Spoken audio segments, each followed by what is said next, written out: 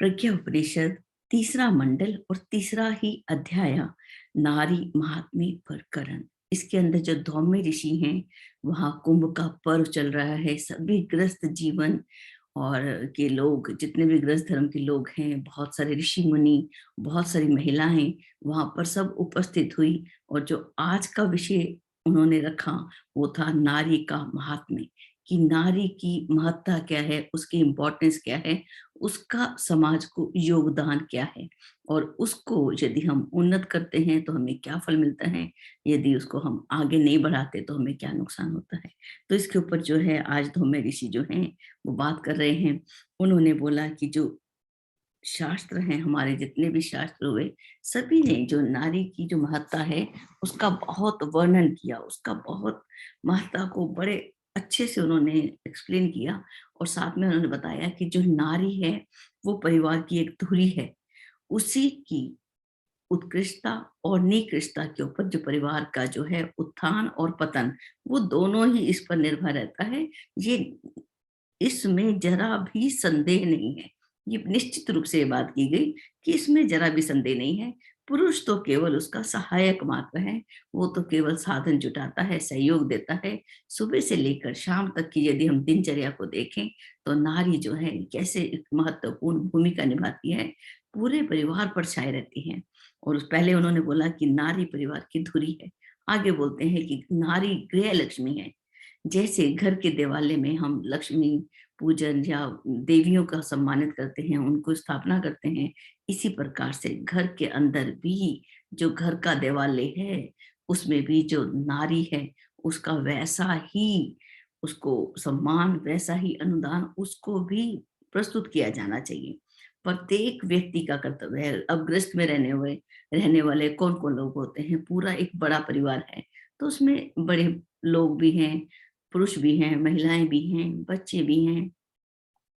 तो सभी का पहला कर्तव्य है कि स्त्री चाहे माता के रूप में है, भगिनी के रूप में है, पत्नी के रूप में है, कन्या के रूप में, किसी भी रूप में रहे, उसे स्वस्थ, प्रसन्न, शिक्षित, स्वावलंबी और सुसंस्कृत प्रतिभावान बनाने में कुछ भी कसर नहीं छोड़ी जाए।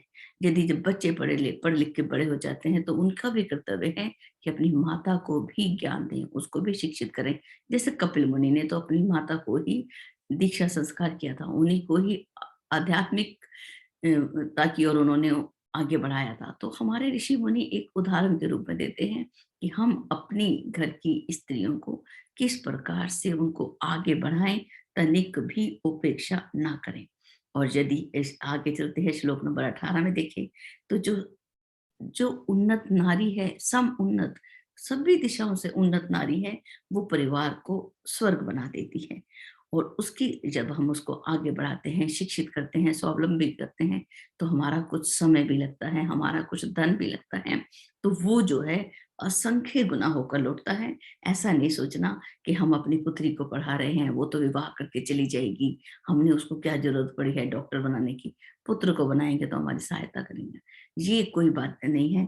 जब भी हम एक बेटी को पढ़ाते हैं तो वो 7 कुलों को तार देती है। 2 परिवार तो हम स्वयं जानते हैं, अपना परिवार और ससुराल परिवार, दोनों को ही राजा जनक वैदेही को देखकर बोले, रोने लगे जब उसको वन में देखा। तो उन्होंने बोला, पिताजी आप तो विदेह हैं, आप कैसे रो सकते हैं, आप कैसे दुखी हो सकते हैं। बोले, बेटी मैं तो तेरे कर्मों को देखकर प्रसन्न हो रहा हूँ कि तूने एक कुल को नहीं 2 कुलों को तार दिया। तो जब नारी इतनी महान, 2 कुल तो प्रत्यक्ष दिखाई देते हैं, अपने आसपास के वातावरण को कैसे वो बदल के रख देती है, उसके अंदर ऐसी शक्ति जो है ईश्वर ने दी है। और जो परिवार है, ये किसका संयुक्त परिवार है, किसका संयुक्त प्रयास रहता है, नर और नारी मिलकर ही एक परिवार को आगे बढ़ाते हैं। और यदि नारी कमजोर हो तो, अब आगे लिखते हैं कि नारी खदान है, नारी धुरी है, नारी गृह लक्ष्मी है। और अब बात कर रहे हैं कि नारी खदान है और नर उसमें से निकलने वाला खनिज है। जैसी खदान होती है वैसी ही धातुएं निकलती हैं। और जो नारी है, आगे बोलते हैं कि नारी बिल्कुल चंदन वृक्ष की तरह है, मल्याचल भूमि की तरह है, जो स्वयं सुगंधित रहती है और दूसरों को भी अपने सुगंध से लाभान्वित कर देती है। ये है नारी। इतनी महत्ता और इतनी बड़ी बात है उसका। और उसके अंदर जो एक भावना है माता की, उसको ये नहीं है कि मेरे मैं माँ हूँ तो केवल अपने ही 2 बच्चों की। हम रामकृष्ण परमहंस की माता को देखें तो एक माता के रूप में हम जानते हैं। कस्तूरबा जी को देखें तो एक माँ के रूप में वो पूजनीय हैं। और हम अपने जो महिलाएँ हैं, अपने अंदर के सद्गुणों को देखें, जो भी आता है उसको हम अपने ममत्व से लाभान्वित करते जाते हैं। तो नारी का सबसे बड़ा जो एक गुण है उसकी जननी बनने में है, माता बनने में है, और वो किस प्रकार से व्यक्ति को, समाज को आगे बढ़ा सकती है। अब आगे लिखते हैं श्लोक नंबर 26 में कि नारी के अंदर सबसे पहले जो ईश्वर ने बहुलता दी है, बहुत सारी गुण भर के दिए हैं। सबसे पहला गुण जो उसके हैं, उसकी स्नेह, सौजन्य की प्रकृति, वो बहुत स्नेह बरसाती है। और दूसरा वो अंदर से सज्जन ही होती है, सज्जनता की प्रतीक होती है। और जो यदि उसको बोला जाए कि किसी व्यक्ति का निर्माण करना है तो हमें कौन से गुण चाहिए, तो वो चाहिए स्नेह, सज्जनता। वो नारी में पहले से ही मौजूद है, उसके अंदर है। और आगे लिखते हैं कि जैसा सांचा होता है वैसे ही उपकरण, मूर्तियां, आभूषण वैसे ही बनते चलते हैं जैसा सांचा होता है। तो नारी क्या है? एक सांचा, वो जैसी है वैसे ही अपने परिवार का निर्माण कर देती है। जिस प्रकार से कुम्हार के पास ये शक्ति है कि अपने चाक के ऊपर अपनी उंगलियों से वो अपनी मिट्टी को भी एक सुंदर आकार के रूप में एक बर्तन बना देता है, बहुत सुंदर सुंदर मूर्तियां कर देता है, उसके पास ऐसी शक्ति है। इसी प्रकार से नारी के पास भी ईश्वर ने वो शक्ति दी है कि वो अपने पिता का परिवार, माता और अपने ससुराल का परिवार, सभी को, अपने बच्चे सभी को जो है वो अपनी इच्छा के अनुरूप ढालती, संभालती रहती है। जैसी उसकी इच्छा होती है वो वैसे ही बना देती है। आगे नारी की अब हमें क्या काम करना है कि उसकी प्रतिभा को निखारना हमें बहुत बड़ा काम है, हमें दिया। और इसी के अंदर ही जो सृष्टि का कल्याण जो है इसमें निहित है। अब हम जानते हैं कि हमारे जो शास्त्र हैं उन्होंने देवियों की जो पूजा है उसका कितनी बड़ी बात की है। और जो और देवियाँ जब हम अपने मंदिर में उनको स्थापित करते हैं, तो कितनी जल्दी प्रसन्न हो जाती हैं और अधिक वरदान भी देती हैं। ऐसे ही नारी है, नारी समुदाय को भी हम इसी रूप में देखें कि हम उसको ज़रा-सा सम्मान दें, ज़रा-सा प्रेम दें, तो वो अपना पूरा जो अनुदान, वरदान से परिवार को लाभान्वित कर देती हैं। ज़रा-सा स्नेह देना पड़ता है, उसी में वो बहुत देते हैं। ज़रा-सा एक बार प्रणाम करके देखो, तो आशीर्वादों की वो बौछार कर देती है। आगे चलते हैं श्लोक नंबर 34 की ओर। कहते हैं नारी मणि है। मणि किस प्रकार से है? यदि मणि एक कीचड़ में पड़ी रहे, जब वो कीचड़ में पड़ी है तो वो उपेक्षित रहती है, तिरस्कृत रहती है। उसकी महत्ता को कौन जान सकता है जब वो स्वयं एक कीचड़ में लिपटी पड़ी है। यदि उस कीचड़ को हटा दिया जाए, उसके अंदर जो भी, उसके अंदर जो कमियां हैं उसको पूरा करने में हम अपना श्रम, सहयोग, मनोयोग लगा दें, तो वो नारी क्या है? वो जो मणि है वो निखर के आगे आ जाती है। और मणि क्या करती है? जैसा आसपास का वातावरण होता है, जैसे आसपास का स्वरूप होता है, उसी को जो है वो प्रतिबिंबित करती है। अपनी तो वो स्वयं तो एक मणि के समान है, एकदम निश्चल, एकदम उसके अंदर बहुत ही खूबसूरत और बहुत ही, जिसको हम बोलते हैं सरल प्रवृत्ति की, बहुत ही सरल, बहुत ही सज्जन, स्नेह की प्रतिमूर्ति ऐसी नारी है। और जैसी परिस्थितियां होती हैं उसी के अनुसार हमें उसका स्वरूप दिखाई देता है। लेकिन यदि हम उसको गहराई से जाएं तो हमें वो कैसी दिखती है? स्फटिक मणि की तरह। जिस प्रकार से जो गायत्री स्मृति, उसके अंदर जो श्लोक नंबर 7वां दिया था, उसके अंदर भी नारी को नर्मदा नदी के समान निर्मल माना गया था। बिल्कुल ऐसी क्लियर, ऐसी ट्रांसपेरेंसी कि उसके अंदर हम ऊपर से देखें तो नीचे के पत्थर भी हमें दिखाई देते हैं, ऐसा क्लियर। तो विद्वानों ने उसी को साक्षात लक्ष्मी माना है। ये हमें गायत्री स्मृति में गायत्री मंत्र का जो अर्थ है, ये शब्द हमें बताता है। और नारी, नारी की महत्ता के अंदर तो वो शब्द हमें क्या बताता है? गायत्री मंत्र का ही वो बताता है, वद नारी बिना को अन्यो, निर्माता मनु संतते, महत्वम रचना शक्ति, सवस्या न्यार्या ही ज्ञात्याम। कि नारी को अपनी रचना शक्ति का महत्व भी समझना है, क्योंकि वो ही इस जगत की निर्मात्री भी है। अब किसी भी संसार का, परिवार का रचयिता कौन है? वो नारी ही है। और नारी को अपनी महत्ता भी समझनी है। वो दूसरों पर प्रावलंबन बनकर नहीं रहे कि दूसरे मुझे आगे बढ़ाएंगे तब मैं आगे बढ़ूंगी। नहीं, उसको स्वयं भी अपना रास्ता जो है वो बनाते चलना है, अपने आप को भी बढ़ाना है। नारी स्फटिक मणि हमने पढ़ा। अब नारी भावना प्रधान है। उसकी भावनाओं को चोट ना लगने पाए, उसे समुचित स्नेह, सम्मान, प्रोत्साहन, प्रशिक्षण और सहयोग दिया जाए तो उसका स्तर ऊंचा उठाना जरा भी कठिन नहीं है। नारी तो कल्प वृक्ष है। एक एक शब्द आचार्य जी ने इतनी सुंदर तरीके से लिखा कि नारी तो कल्प वृक्ष है। जिस प्रकार से हम कल्प वृक्ष की जो हम कहानी कहते हैं कि एक व्यक्ति कल्प वृक्ष के नीचे आ गया तो उसने सोचा कि मुझे भोजन मिल जाए तो भोजन मिल गया, बिस्तर लग जाए तो बिस्तर में, जो भी वो मनोकामनाएं अंदर से प्रकट करता रहा वो सब होता रहा। तो घर की नारी तो ऐसी है कि हम सिर्फ एक इशारा दें कि माँ, बहन, दीदी, बेटा मुझे क्या चाहिए, वो अपने आप से मिलता हुआ चला जाता है। वो तो साक्षात कल्प वृक्ष ही है और उसकी छाया में बैठकर हम अपने सारे मनोरथ पूरे कर सकते हैं और प्रतिफल भी पा सकते हैं। अब ये हमें उसको किस प्रकार से हम उसकी महत्ता करते हैं, उसको हम किस प्रकार से सम्मान देते हैं, प्रोत्साहन देते हैं, वो हमारे ऊपर निर्भर है। आगे चलते हैं कि अब जो है श्लोक नंबर 42 के अंदर आचार्य जी क्या लिखते हैं कि विचारशीलों का ये दायित्व है कि नारी शिक्षा में कमी ना रहने दी जाए, उसे उसके अपनी महान उत्तरदायित्वों का ज्ञान कराया जाए, उसको बताया जाए कि तुम तो इस सृष्टि की निर्मात्री हो, तुम इस परिवार को संभालने वाली हो, तुम्हारा एक बहुत बड़ा उत्तरदायित्व है। उसको इसका आभास कराया जाए, इसका ज्ञान करवा दिया जाए और उसके निर्वाह के लिए उसको मार्ग भी दिखाया जाए, उसको सहयोग भी दिया जाए और उसके अनुरूप उसको प्रशिक्षण भी दिया जाए। कोई भी डॉक्टर एक जब तक इतनी बड़ी स्टडी करते हैं, जब हम देखते हैं तो उसके बाद ही एक सफल डॉक्टर होता है। 15 साल 20 साल तो वो पढ़ता ही रहता है, तब एक जाके बड़ा डॉक्टर बनता है। तो इस जब भी कोई एक मैकेनिक है, जब वो कोई काम करने जाता है, एक इलेक्ट्रिकल का डिपार्टमेंट में है, तो पहले वो सब सीखता है। ऐसे ही नारी भी, उसको भी पहला बिल्कुल उसको पूर्ण उसकी हॉबीज को देखा जाए, उसके अनुरूप उसको प्रशिक्षण, उसकी रुचि को देखा जाए, उसके अनुसार ही उसको प्रशिक्षण शिक्षण दिया जाए।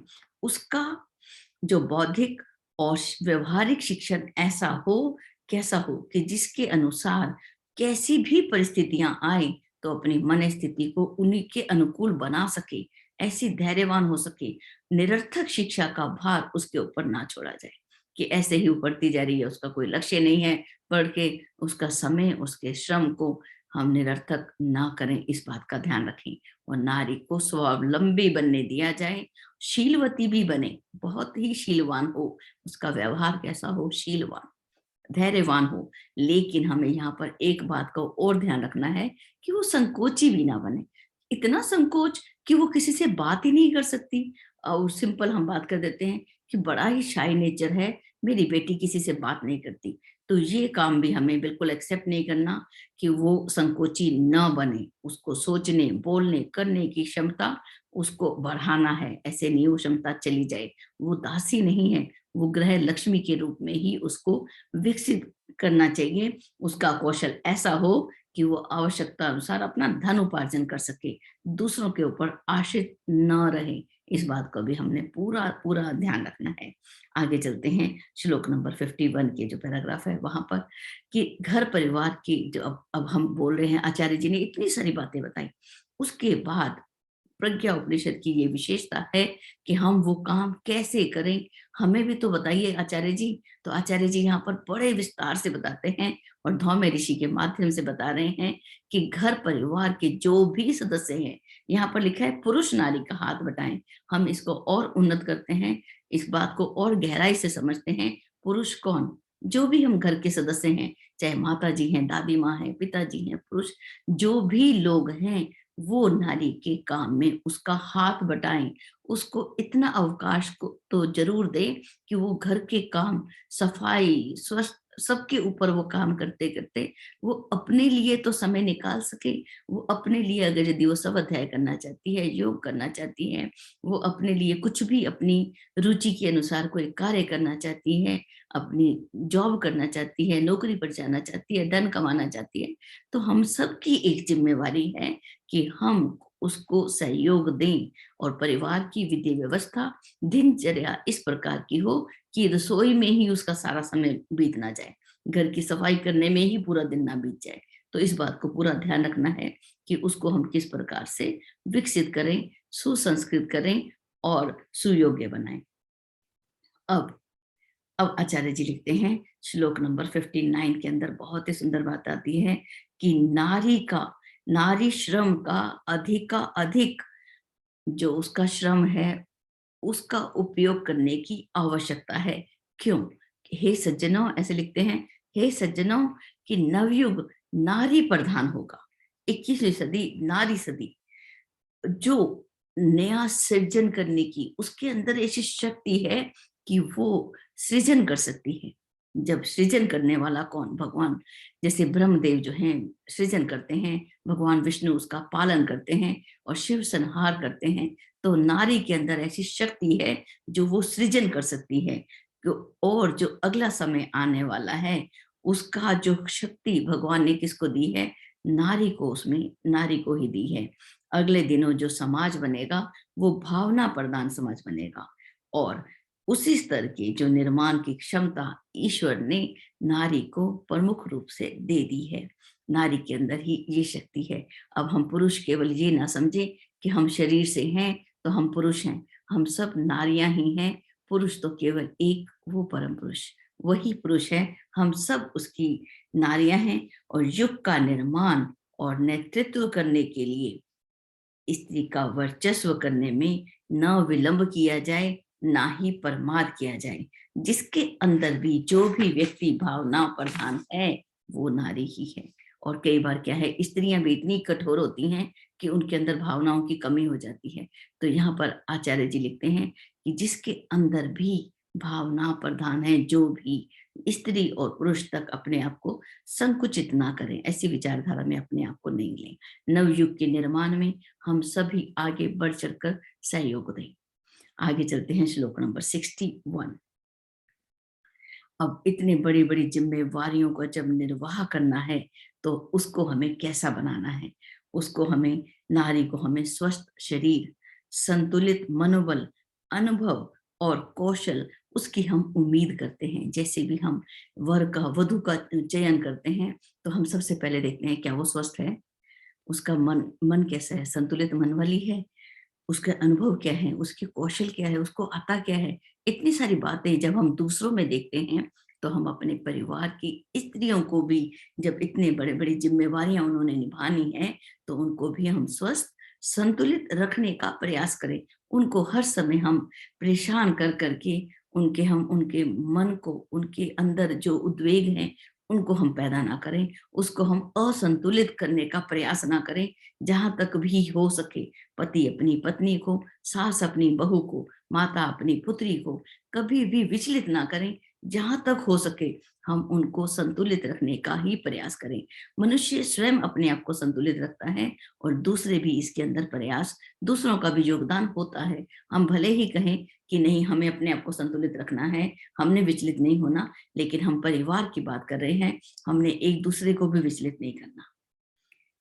जब वो अपने मातृत्व से दूसरों को लाभान्वित करती है तो हमने उस पर ऐसे कटाक्ष नहीं करने कि उसको विचलित कर दें, उसको परेशान करें, कभी नहीं। यदि वो सबको अपना प्रेम देती है, अपना वात्सल्य देती है तो हमें उसको और बढ़ाना चाहिए कि आपके अंदर एक गुण है कि आप सबको अपना बना लेती हैं, उसकी प्रशंसा करना चाहिए। और प्रशंसा, जो गायत्री रामायण है उसके अंदर एक श्लोक आता है कि जो प्रशंसा है वो ऐसा है जैसे हम किसी को सफेद वस्त्र पहना देते हैं। जब कोई सफेद वस्त्र पहनता है तो कितनी सावधानी से बैठता है, कितनी सावधानी से चलता है कि कहीं गंदे ना हो जाएं। ऐसे ही प्रशंसा है, जब हम उसकी प्रशंसा करते हैं, मान लो किसी ने बोल दिया कि तुम तो बहुत ही अच्छी टीचर हो, तो उसके अंदर हमेशा ये भाव रहेगा कि मैं तो एक अच्छी हूँ, मुझे और अच्छा बनना है। तुम बहुत अच्छा नृत्य करती हो, बहुत सभ्य नृत्य करती हो, तो निश्चित रूप से कि तुम्हारे मान लो प्रशंसा करने के लिए तो हमारे पास बहुत कुछ है, छोटी से छोटी। यहाँ पर तो हम देखते हैं प्रशंसा करने के लिए, अरे आपकी ड्रेस बहुत अच्छी है, सिंपल। आपकी इन बालों की ना जाने कितनी बार लोगों ने प्रशंसा की हो, your hairs are very nice, cutting is very good. अब बताइए कटिंग का उस व्यक्ति से क्या संबंध? लेकिन नहीं, वो हेयर कट को जाके प्रशंसा होनी चाहिए थी, वो नारी की प्रशंसा हो रही है कि आपका हेयर कट आप पे बहुत सूट करता है, आप बहुत अच्छी लगती हैं, आपके अंदर बड़ा शील दिखाई देता है। छोटी-छोटी प्रशंसा हमने रोज करते हुए जब चलेंगे, तो उसका आत्मविश्वास, आत्मबल जो है, वो बढ़ता ही चला जाएगा। और परिवार का वातावरण हमने किस प्रकार से बनाना है, इसको हमने देखना है।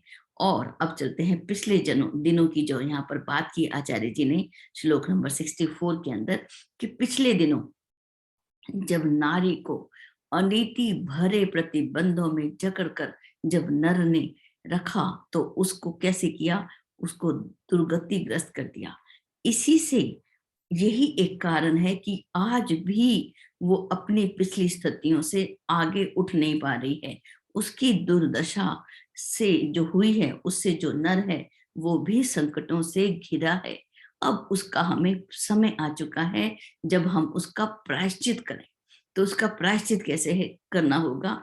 कि हम अपने दुगने उत्साह से उसके उत्थान की हम व्यवस्था बना लें, उसको हम आगे बढ़ाएं। आगे है जो है कि जो अब अगला श्लोक आता है 68।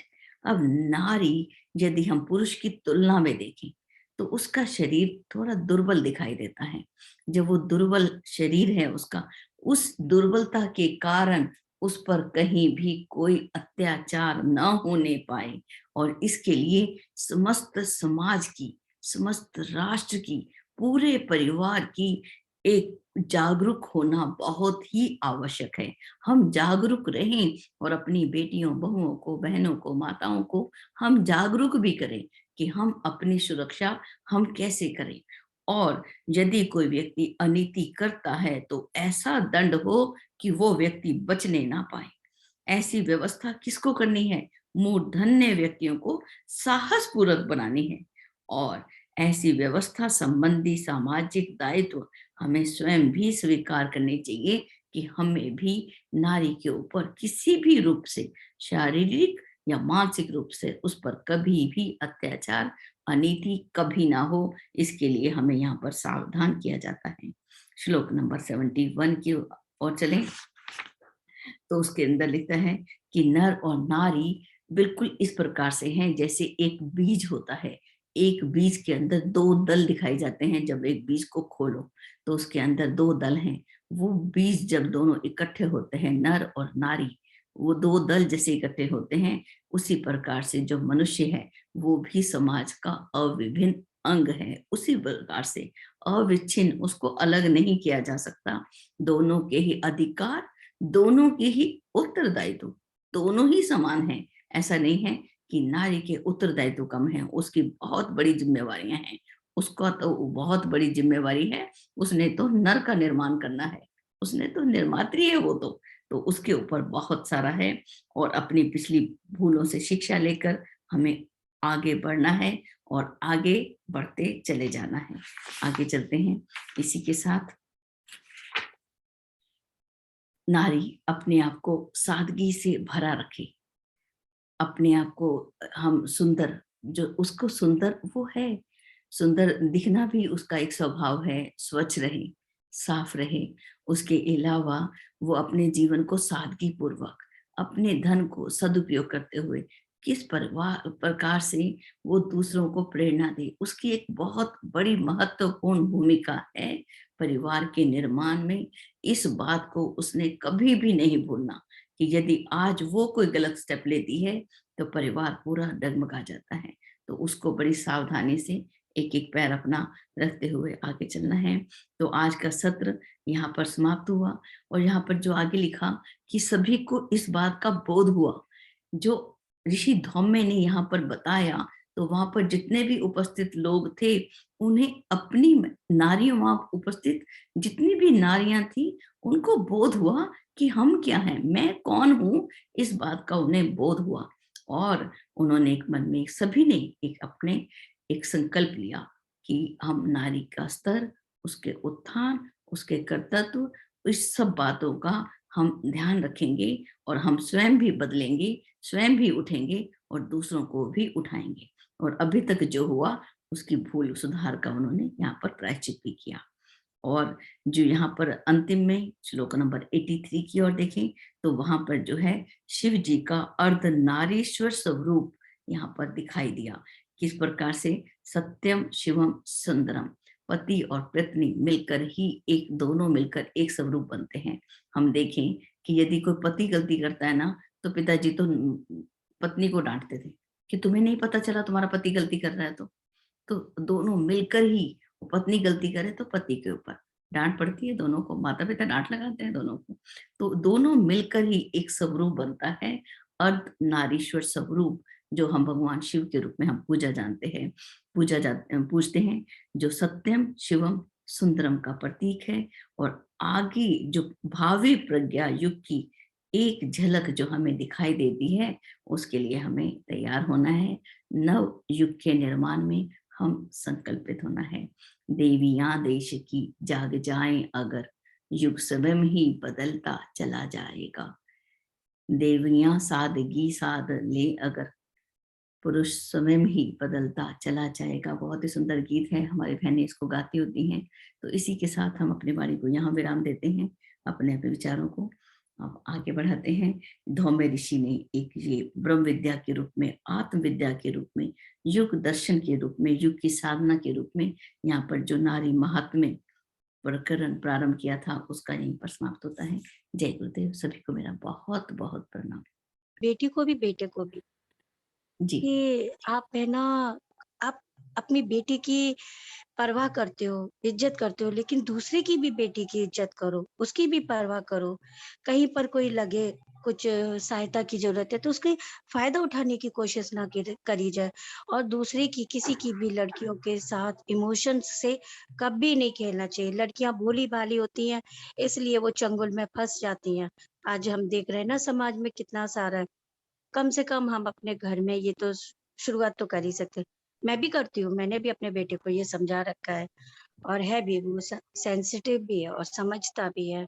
और और जब और ये बात जब माएँ बच्चों को समझाती हैं, तो बच्चे समझ जाते हैं। तो हम अच्छी-अच्छी, छोटी-छोटी चीज़ें लेके चल सकते हैं। और एक बात जो आपने यहाँ लास्ट में कही थी, अ, वो बहुत अच्छी लगी थी। जो अभी आप बोल रहे थे कि आपसे किसी ने कहा प्रज्ञा पुराण बाँटते हो, और वो लोग दुकानदार होंगे या कोई भी उसका वो पेजेज़ फाड़ करके कुछ भी करेंगे।